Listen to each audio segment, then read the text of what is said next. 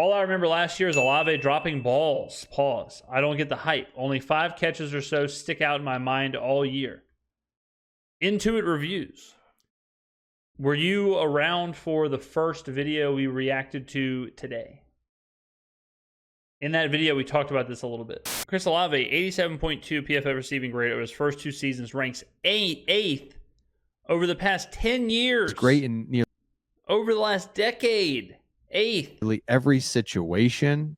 Like, think about that. Olave has been the 8th best receiver per PFF's ranking over the last 10 years. And I've got people telling me he's not even a top 20 wide receiver in the league right now. Crazy. I love that when you break down. I love when you take good analytics from an analytical group that's doing stuff, and then you take the narrative. And it's crazy how different the narrative can be. I mean, we've got people who are honestly saying, I've heard them, I've seen the comments that are saying that Chris Olave has been disappointing. And then you look at this professional group whose job is to grade players, telling me that he has had the 8th best start to a career in the last 10 years. Pulling up some stats here. We're going to do a little trivia. Let's look at it, ladies and gentlemen. We're going to look at drops. So this is the narrative. This is how we do it. So the narrative that we have is that Chris Olave last year, all that that boy Intuit Reviews remembers is him dropping balls. Pause. Man's them dropping balls. All right. So we are going to do some compare and contrast to see how many balls he actually did drop. Whew. All right, let's take a look. Deebo Samuel, 2 drops last year on 89 targets, 9 drops on 94 targets, 10 drops on 121 targets, 9 drops on 81 targets, 44 targets, not much to, he got hurt here. So you see how much Deebo Samuel drops balls. All right. How about Brandon Ayuk? 2 on 105 last year, 7 on 114 in 2022, 4 on 84, and 5 on 96. Okay. Jamar Chase, 11. His first 2 years, 22 drops in his first 2 years. And then 5 last year. Got better, but 11 his first 2 years. What about Justin Jefferson? How many balls do you think Justin Jefferson drops? What do y'all think? Justin Jefferson, JJ. Best receiver in the league, some would say. 2, his rookie year on 125. 7, his second year on 167. 5 on 184. 1 on 100. This is pretty damn good. 5 on 184. 7 on 167. Pretty sporty. Okay. Much better than Jamar Chase. What do y'all think? Anybody else y'all want to see before we look at Chris Olave? I want y'all to tell me what you think Chris Olave's drops are going to look like. What about Devontae Adams? 5 drops rookie year, 7, 1, 3, 7, and 8. Not as good as Justin Jefferson.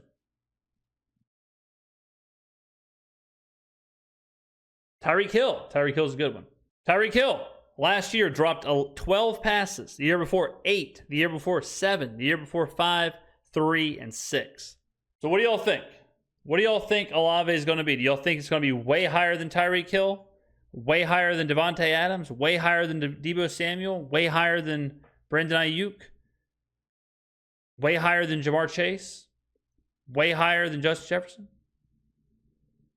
Here we go. 7 and 6. Okay? So what do y'all think? Is that surprising? Is that surprising to y'all? Did y'all think he dropped more? Do Shaheed? Shaheed's is going to be... Shaheed's not going to have the volume. But we will do Shaheed. 2 passes on 74 targets. Like I said, his targets are so low. Like, you got to remember how low his targets are. Okay, a drop is when a receiver gets his hand on a catchable ball that leads to an incompletion. That is what a drop is. Puka Nacua led the NFL in drops. Tyreek Hill, second. Devontae Adams had 8. Stephon Diggs, Amon-Ra St. Brown. Travis Kelce. A.J. Brown.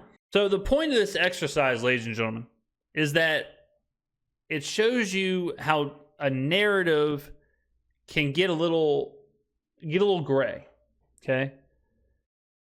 It shows you how winning and results can mask a lot, right? Does anybody care that Tyreek Hill had 12 drops last year? No. Why? Because they care that he had 1,799 yards. They care that he had 13 touchdowns.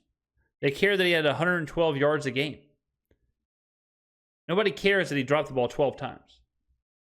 Right? Does anybody care that Puka Nacua had 13 drops last year? No. Why? Because he broke Randy Moss's record for receiving yards for a rookie.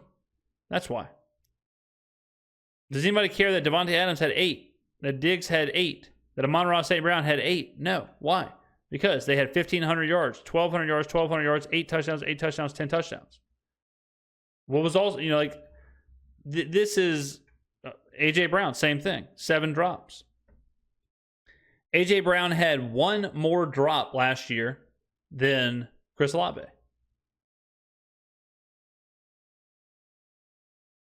Chris Olave's isn't held in the same esteem as A.J. Brown. Garrett Wilson had 1 more drop last year than Chris Olave.